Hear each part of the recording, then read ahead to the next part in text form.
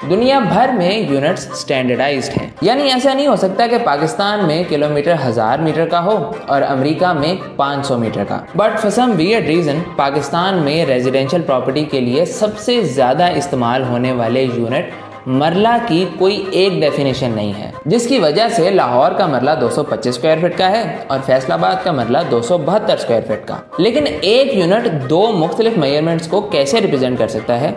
Let's find out.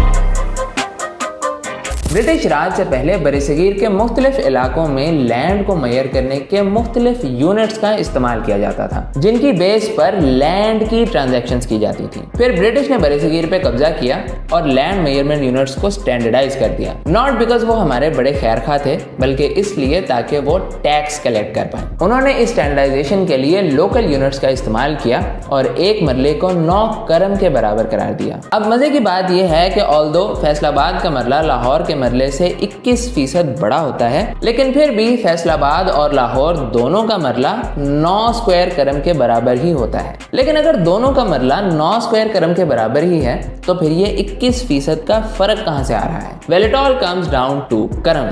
Faisalabad का करम 5.5 foot का होता है और लाहौर का करम 5 फुट का। And as the British defined the marla as 9 square karam, so Faisalabad का 5.5 फुट करम रिजल्ट्स इन 272.25 स्क्वायर फुट और लाहौर के 5 फुट के करम के हिसाब से लाहौरी मरला बनता है 225 स्क्वायर फीट का। अगर आप जानते हैं कि लाहौर ने छोटा मरला क्यों अडॉप्ट किया तो कॉमेंट्स में लिखें एंड फॉलो फॉर मोर।